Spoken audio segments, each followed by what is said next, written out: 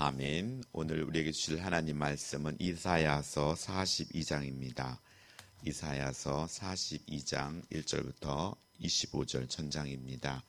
우리 천천히 합독하겠습니다. 이사야 42장 1절로 25절입니다. 구약성경 1017페이지입니다. 합독하겠습니다. 내가 붙드는 나의 종 내 마음에 기뻐하는 자 곧 내가 택한 사람을 보라. 내가 나의 영을 그에게 주었은즉 그가 이방에 정의를 베풀리라.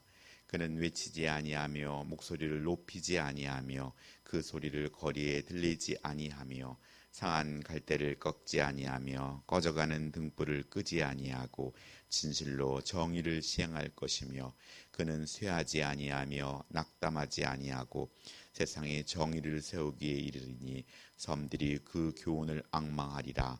하늘을 창조하여 펴시고 땅과 그 소산을 내시며 땅의 백성에게 호흡을 주시며 땅에 행하는 자에게 영을 주시는 하나님 여호와께서 이같이 말씀하시되 나 여호와가 의로 너를 불렀은즉 내가 내 손을 잡아 너를 보호하며 너를 세워 백성의 언약과 이방의 빛이 되게 하리니 내가 눈먼 자들의 눈을 밝히며 갇힌 자의 감옥에서 이끌어내며 흑암에 앉은 자를 감방에서 나오게 하리라. 나는 여호와니 이는 내 이름이라. 나는 내 영광을 다른 자에게 내 찬송을 우상에게 주지 아니하리라. 보라, 전에 예언한 일이 이미 이루어졌느니라. 이제 내가 새 일을 알리노라. 그 일이 시작되기 전이라도 너에게 이르노라. 항해하는 자들과 바다 가운데 만물과 섬들과 거기에 사는 사람들아, 여호와께 새 노래로 노래하며 땅 끝에서부터 찬송하라. 광야와 거기에 있는 성읍들과 게달 사람이 사는 사람들은 소리를 높이라. 살라의 주민들은 노래하며 산꼭대기에 즐거이 부르라. 여호와께 영광을 돌리며 섬들 중에서 그의 찬송을 전할지어다. 여호와께 용사같이 나가시며 전사같이 분발하여 외쳐 크게 부르시며 그 대적을 크게 치시리로다. 내가 오랫동안 조용하며 잠잠하고 참았으나 내가 해산하는 여인같이 부르짖으니 숨이 차서 심히 헐떡일 것이라. 내가 산들과 언덕들을 황폐하게 하며 그 모든 초목들을 마르게 하며 강들이 섬이 되게 하며 못들을 마르게 할 것이며 내가 맹인들을 그들이 알지 못하는 길로 이끌며 그들이 알지 못하는 지름길로 인도하며 암흑이 그 앞에 광명이 되게 하며 구분대로 곧게 할 것이라. 내가 이 일을 행하여 그들을 버리지 아니하리니 조각한 우상을 의지하며 부어 만든 우상을 향하여 너희는 우리의 신이라 하는 자는 물리침을 받아 흑의 수치를 당하리라. 너희 못 듣는 자들아 들으라. 너희 맹인들아 밝히 보라. 맹인이 누구냐? 내 종이 아니냐? 누가 내가 보내는 내 사자같이 못 듣는 자겠느냐? 누가 내게 충성된 자같이 맹인이겠느냐? 누가 여호와의 종같이 맹인이겠느냐? 내가 많은 것을 볼지라도 유의하지 아니하며 귀가 열려 있을지라도 듣지 아니하는도다. 여호와께서 그의 의로 말미암아 기쁨으로 교훈을 크게 하며 존귀하게 하려 하였으나 이 백성이 도둑 맞으며 탈취를 당하며 다 굴속에 잡히며 옥에 갇히도다. 노략을 당하되 구할 자가 없고 탈취를 당하되 되돌려 주라 말할 자가 없도다. 너희 중에 누가 이 일을 귀를 기울이겠느냐? 누가 뒤에 올 자를 삼가 듣겠느냐? 야곱이 탈취를 당하게 하신 자가 누구냐? 이스라엘을 약탈자에게 넘기신 자가 누구냐? 여호와가 아니시냐? 우리가 그에게 범죄하였도다. 그들이 그의 길로 다니기를 원하지 아니하며 그의 교훈을 순종하지 아니하였도다. 그러므로 여호와께서 맹렬한 진노와 전쟁의 위력을 이스라엘에게 쏟아 부으심에 그 사방에서 불타오르나 깨닫지 못하며 몸이 타나 마음에 두지 아니하는도다. 아멘. 네, 오늘은 내 마음에 기뻐하는 자라는 제목으로 말씀을 전하겠습니다. 오늘 우리가 이사야 42장의 말씀이 신약의 성경의 마태복음 2장 18절로 21절에 비슷하게 그대로 언급되고 있습니다.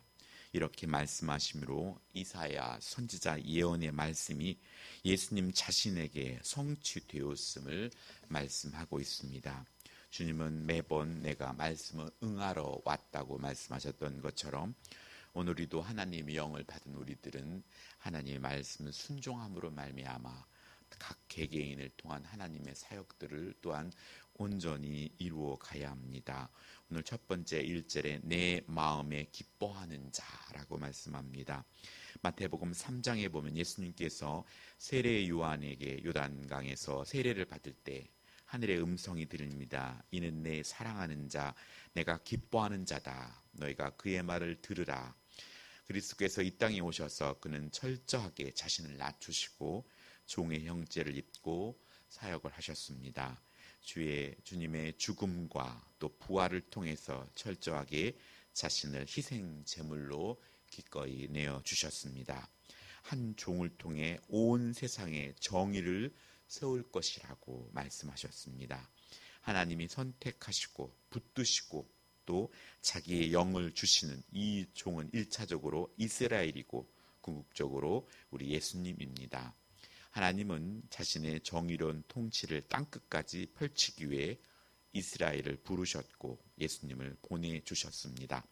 성령의 도우심으로 온 세상에 복음이 증거됩니다. 예수님께서 세례 받으시고 그 다음 첫 번째 공포하신 말씀이 천국이 가까워왔다라고 말씀하십니다. 그리고 앞으로 우리를 통해 이 미완성의 과업을 완성하실 것입니다. 공의를 바라시는 하나님의 관심은 땅끝까지 이르게 되는 것입니다. 하나님의 종의 힘의 논리에 기반을 둔 제국의 정의와 전혀 다른 하나님의 정의를 구현할 것입니다. 그는 큰 소리 지르거나 욱박 지르지 않고 자신을 아직 드러내지 않으면서 조용하게 말씀을 전파하셨습니다. 상한 갈대와 꺼져가는 등불처럼 연약한 존재를 보호하셨습니다. 반대가 거세더라도 물러서거나 타협하지 않으셨습니다. 이 종은 바로 예수님입니다. 예수님이 구원하신 정의 안에서 우리가 구원을 받았습니다. 이제 우리가 예수님의 말씀을 듣고 따르면 어려운 세상에서 힘겹게 살던 사람들이 우리를 통해서 나타난 예수님의 가르침을 앙망하게 될 것입니다. 여호와의 종을 택하여 보내시는 이는 여호와 하나님이십니다. 하늘을 창조하고 펴신 분이십니다. 땅과 소산을 내신 분이십니다. 땅 위에 살아가는 백성들에게 생명을 주신 분입니다. 그러므로 하나님은 살아있는 모든 존재의 주인이십니다. 부르셨으니 오늘 우리에게 각자에게 사명을 주십니다. 우리 각자에게 주신 사명이 무엇인지 또 이 코로나 전염병 상황 속에서도 우리는 그 사명을 우리가 깨닫고 또 그 사명의 그 자리에서 살려고 애쓰고 있는지 한 번 더 묵상해 보았으면 좋겠습니다. 하나님의 공의를 따라 정의를 세우기에 주님께서는 고레스를 부르셨고 부름받은 자가 부르심에 순종하고자 한다면 그를 부르신 하나님께서 그의 종을 잡아주시고 그를 보호하여 주십니다. 그리고 그 목적대로 일하도록 하십니다. 종을 세우신 목적은 백성의 언약이 되고 이방인들에게 빛이 되게 하십니다.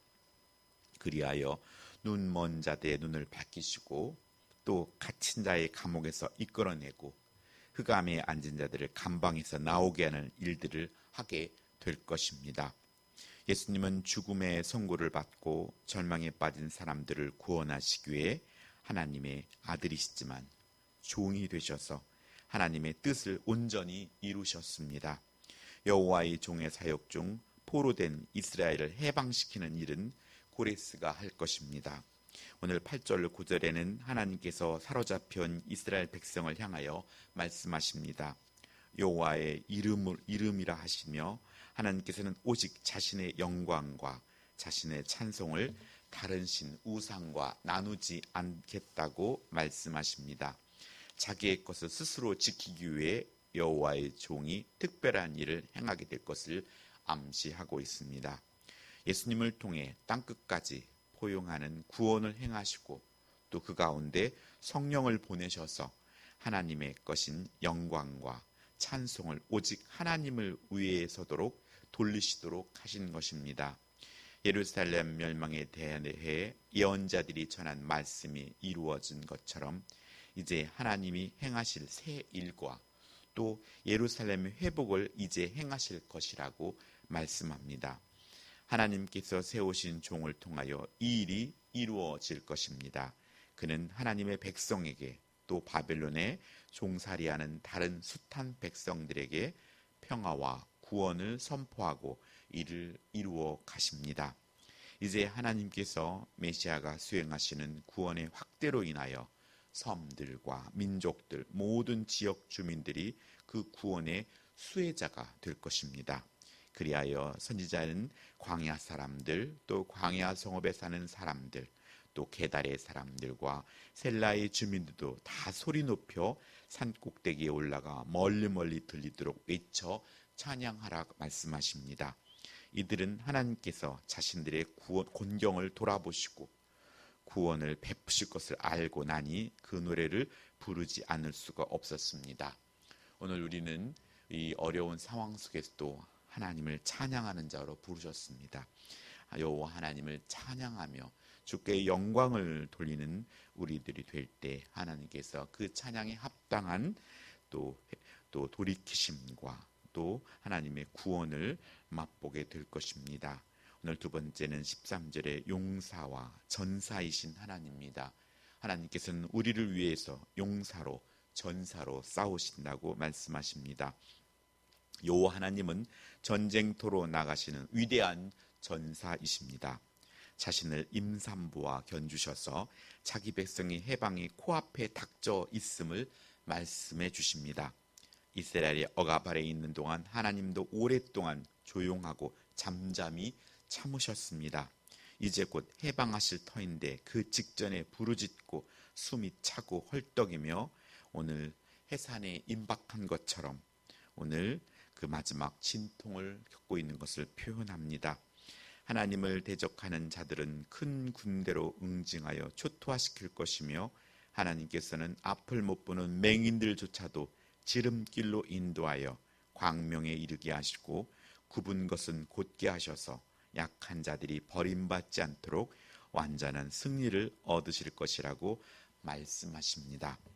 정의를 세우기 위해 주님의 뜻도 모른 채 포로로 잡혀있는 종 이스라엘을 구원하겠다고 예고하셨습니다. 하나님은 온 세계를 구원하기 위해 자기 백성부터 회복시키십니다. 땅끝까지 구원하길 원하시는 하나님의 길을 잃고 기진한 교회를 먼저 일으키시고 깨우치실 것입니다. 오늘 어려운 상황 가운데에서도 믿는 우리들이 더욱더 경성하여 주께 돌아와 하나님께서 우리 각자와 우리 교회에게 맡기신 것들을 사명을 일깨우고 다시 본연의 영혼 구원과 하나님께 영광을 돌리는 삶을 살고자 애쓴다면 이 어려운 상황이 분명 앞당겨질 것이고 하나님께서 회복시켜 주실 것입니다. 하나님의 교훈을 망각하고 하나님이 맡겨진 본분을 저버린 유다를 맹렬히 징벌하셨었습니다. 유다의 멸망은 하나님의 실패가 아니었다는 뜻입니다. 자기 백성을 벌하신 하나님은 그들을 다시 회복시키실 수도 있습니다. 하나님은 넘어진 자기 백성을 회복시켜서 이방의 빛으로 다시 세워주실 것입니다. 오늘 하루도 주님의 말씀을 기억하며 넘어졌던 그 자리에서 다시 일어나서 하나님 원하시는 그 자리에서 묵묵히 소망의 인내 가운데 우리에게 맡겨주신 사명들을 하나님의 자녀에 된 모습들을 당당히 드러낼 수 있도록 오늘 하루도 예수 그리스도 안에서 승리하기를 간절히 소원합니다. 기도하겠습니다. 거룩하신 아버지 하나님 은혜에 감사드립니다. 오늘도 우리에게 말씀을 주셔서 우리의 구원의 축복 가운데 있게 하심을 감사드립니다. 내 마음에 기뻐하는 자라고 말씀하신 하나님, 이미 언약하신 말씀 그대로 예수 그리스도 안에서 우리의 구원을 허락해 주심을 감사합니다. 이제 구원받은 하나님의 백성으로, 하나님의 자녀로 날마다 하나님께 영광을 돌리며 살게 하여 주시옵소서. 주 예수 그리스도의 이름으로 기도드렸습니다. 아멘.